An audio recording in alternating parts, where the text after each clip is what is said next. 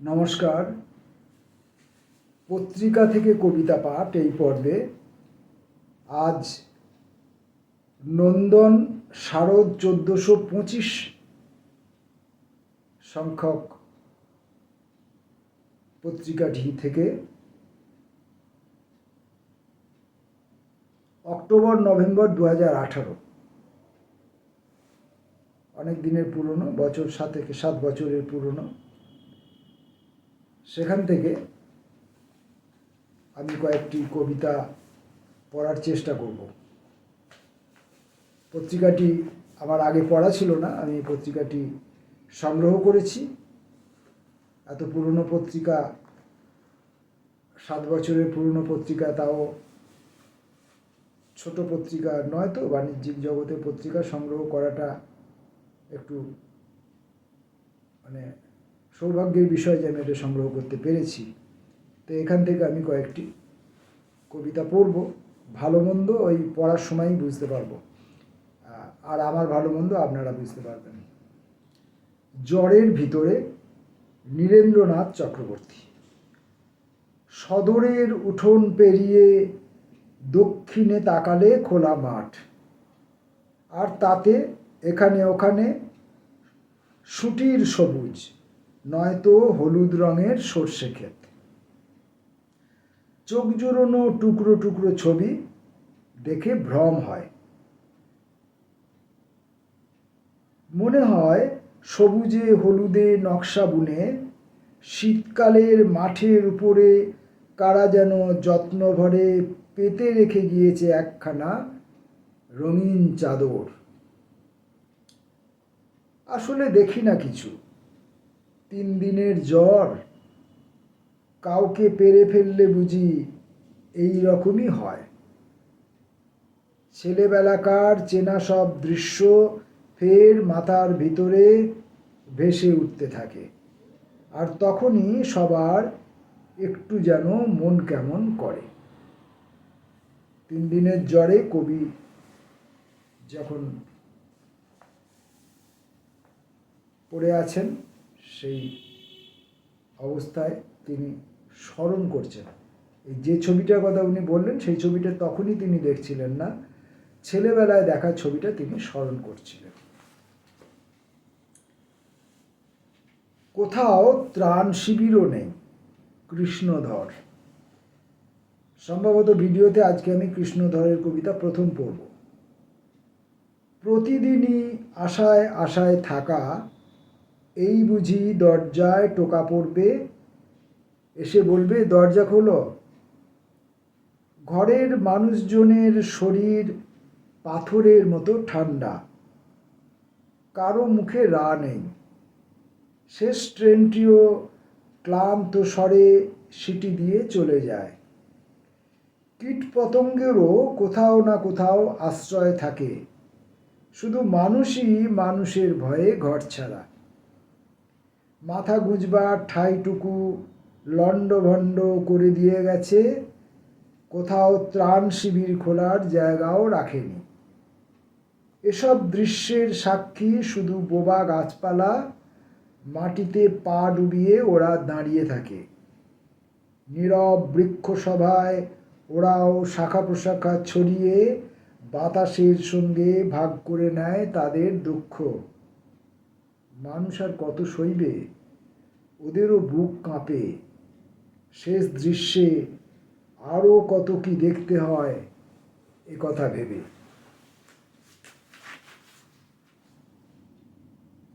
সামনের দিনগুলি, গণেশ বসু।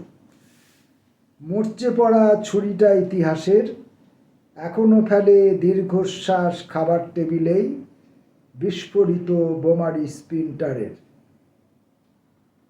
পারিনি মুছে দিতে সেসব দাঁতের নখেরও থেকে আত্মঘাতী চিহ্নগুলি আমি পড়শি ঘর মুলাদি বরিশালের। সেদিন যারা আগুনে হাত দিলাম, দেখিনি কেউ একন ছোড়া মুখেরই আয়নাতে, তবে কি ভুলে ডেকেছিলাম নিলাম। বিষ বয়েছে শরীর জুড়ে রাতের, পালাই একা থাকার চেয়ে নেকড়ে কালো ঘরে। ধসেছে, চির ধরেছে তা আঁতের, হাঁটুতে কাক চিৎকারে ও ধুয়ায়, ঠাডা লাফায় খাড়া ঝিলিক রামদা তলোয়ার, পুরনো দিন হারায় নাকি ঘুমায়। মরব কেন প্রজাপতির ডানায়, চৈতিরাম ধনুর ছবি যায় না হারিয়েও, মারণ নাচে ঝরা পাতাও জানায়।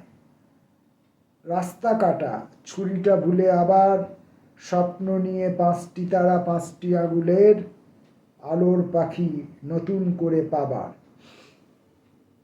কয়েকটি জায়গায় আমি জানি না এখানে ছাপার ভুল আছে নাকি আমি জানি না শব্দগুলো, যেমন ঠাডা লাফাটা আমি কি ঠিক বুঝতে পারলাম না, আরও কয়েকটা জায়গায় আমার অসঙ্গতি ঠেকলো। যাই হোক, প্রণব চট্টোপাধ্যায়ের কবিতা সময়ের সত্য রূপ। এক এক ঘোরতর সময় গ্রন্থিতে জড়িয়ে আমি নিজেকে চিনতে পারি না, আমাকে আমার মতো লাগে না। বন্ধুরা আমাকে চিনে নিতে অনেক ভালো মন্দ কথা শোনায়, আমাকে অনেক দায় দায়িত্বের কথা জিজ্ঞাসা করে কখনো যেন কৈফিয়ত চায়। আমি সেসব দায় দায়িত্বের কথা কিছুই মনে করতে পারি না। আমি এখন বন্ধুদের থেকে স্বতন্ত্র অস্তিত্বে। অনেক চিরসত্য কথা ভুলিনি, ঠিকঠাক বলে ফেলি। বন্ধুরা হাসে বলে ওসব এখন আর নেই। অচল, সময়ে সময়ে সত্যি বদলে যায়। বন্ধুরা হাসে বলে ওসব এখন আর নেই।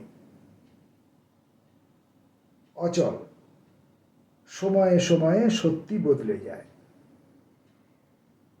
সেই সময়ের সত্যি বুকে ধরে রাখতে হয়। আমি বুঝি না, বুঝতে চাই না। আমি ঠিক সময়ে ঠিক ঠিক আমাকে চিনতে পারি। নিজেকে চেনাই তো সবচেয়ে গুরুত্বপূর্ণ বিষয়। অন্য কাউকে চিনতে যাওয়ার চেষ্টা করা বৃথা মাত্র। কালীকৃষ্ণ গুহর একটি কবিতা, একটাই মুখ। সময় এখন কি রকম হে, অতি উত্তম, হে হে হে হে হে হে।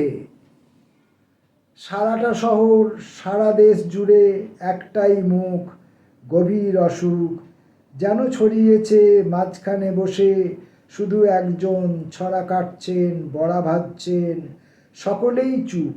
কবি অভিনেতা গায়ক বাদক চিত্রী খেলুড়ে সকলেই ভিড়ে মিশে গিয়ে ভাবে খুব ভালো আছি, চাদর পেয়েছি, আর কি চাওয়ার। লম্বদরেরা ধ্বনি দিচ্ছেন সারদা নারদে, কোনো ভয় নেই।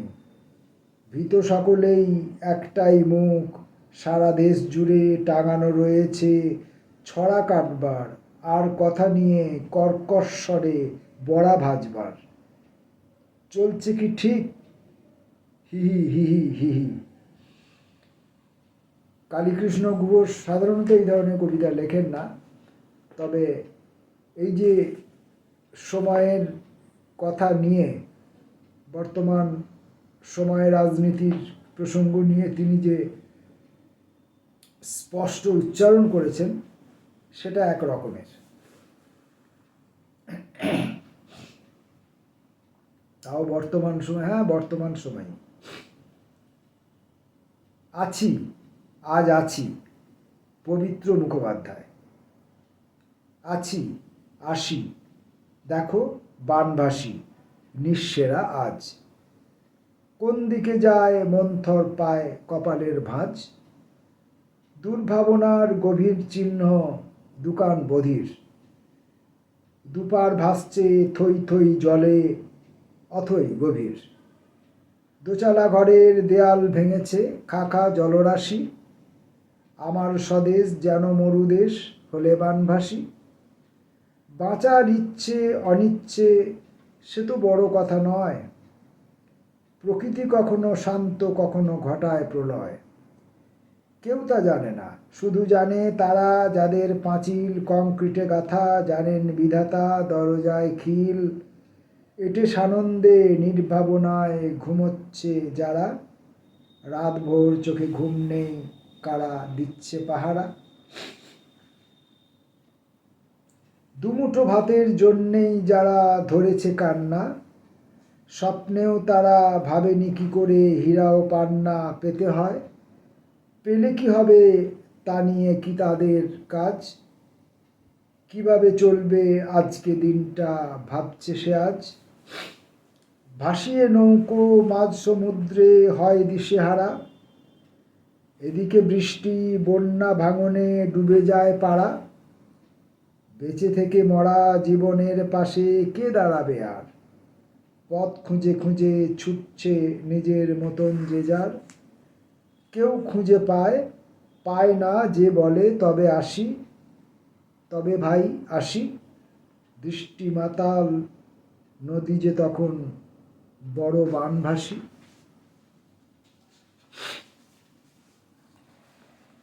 মরণ, সুব্রত রুদ্র। ব্যাসদেবের লেখার গুণে অমরত্ব, মহাভারত লিখে সেই যে কোথাও উধাও হয়ে গেল। কিছুদিন আগে শুনলাম কেউ তার দেখা পেয়েছে, অবিকল নাকি এক দেখতে, হাড়ির তলাকার ভূষোর মতো গায়ের রং, না আঁচড়ানো মাথায় ডেলা পাকানো চুল, সেই গা গুলিয়ে ওঠা গায়ে গন্ধ, এ যুগের মহাভারত লিপিবদ্ধ করার উপযুক্ত লোক খুঁজে বেড়াচ্ছে। অমরত্ব পেলেও কি আর একটি কাব্য লেখা সম্ভব? অমর হবার অভিশাপ পেয়েছিল অশ্বত্থামা,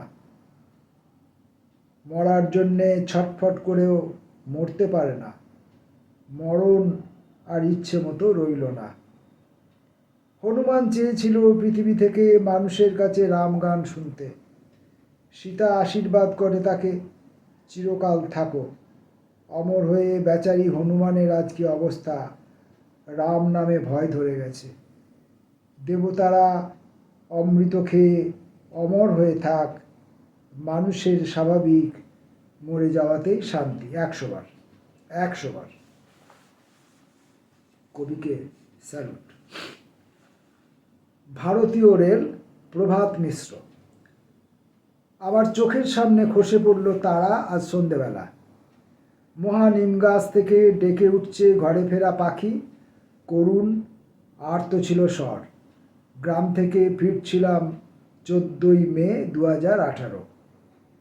ট্রেন থেকে নেমে গাছে ঢাকা রেল কলোনির হালকা লাল পথে হাঁটছিলাম আমি, আধো আলো আধো অন্ধকার। হঠাৎ সামনে দেখি দুপুরের লাশ দুটি হেঁটে হেঁটে যাচ্ছে কোথায়।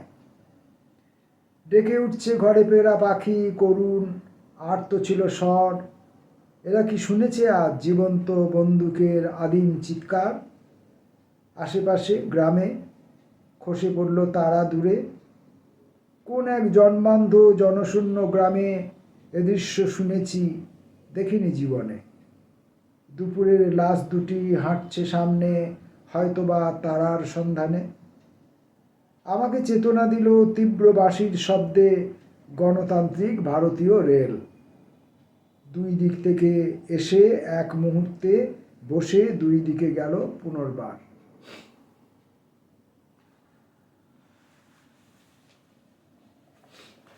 অদ্ভুত আধার, শেখ ইসরাইল। অদ্ভুত আধার এক বাস করে চারিদিকে, তার মাঝে পথ খুঁজে চলে নির্ভীক। চাঁদ তারা ঢাকা পড়ে যেন গাঢ় বেদনায়, সমগ্র পৃথিবী বুঝি ক্রমে চেতনা হারায়। পেঁচারা বেরিয়ে পড়ে, কত না ইঁদুর ধরে, ধূর্ত শেয়ালেরা চারিদিকে ঘোরাঘুরি করে। এ আধারে মানুষও পথ খুঁজে খুঁজে চলে, পথ চলে কথা বলে বেশি অমলে বিমলে। আরও কত মানুষ দলে দলে হেঁটে চলে, ফিসফিস করে ইশারায় কথা বলে, বলে কথা, চলে ঠিক সুনির্দিষ্ট নিশানায়, সচেতনভাবে চলে, পথটুকু না হারায়। দুর্যোগের ঘন রাতে শুধু আধার অকাল ফিরিয়ে আনবে আলোকিত সুন্দর সকাল।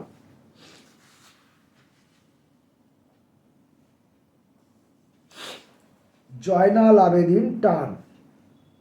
কোথায় কি ঘটলো তাতে আমার কি? আমাকে মানুষ অমানুষ যা খুশি ভাবতে পারো, আমার পিছু টান নেই, সামনের টানও হারিয়ে ফেলেছি। ঘুম পেলে ঘুমোই, চোরের মতো বসে থাকি, রাত নামলে চড়তে বেরোই, অলিগলি ঘুরে ঘুরে তুলে আনি সকাল বেলার রোদ। শরীর খারাপ হবে বলে গায়ে মাখি না, সে আমাকে একেবারেই পছন্দ করে না, তাকে নিয়েই ঘর বাঁধব বলে তাকিয়ে থাকি।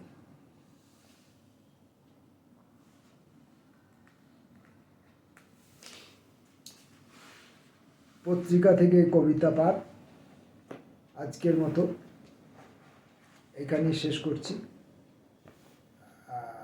বেশ কয়েকটি ভালো কবিতা পড়া গেল, ভালোভাবে না পড়তে পারলেও ভালো কবিতা পড়া গেল। ভালো কবিতা পড়লে নিজের লেখার কিছু দোষ ত্রুটি অভাব এবং কিভাবে আগামী দিন লিখতে হবে এইসব দিক নির্দেশনাগুলো পাওয়া যায়। আর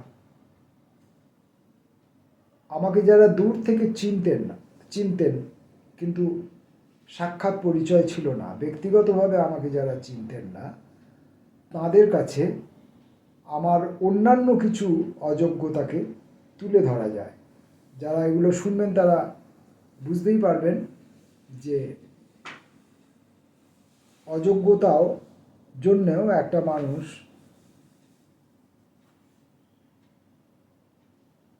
কতটা গর্ব অনুভব করে। মূর্খের গর্ব হতে পারে। নমস্কার।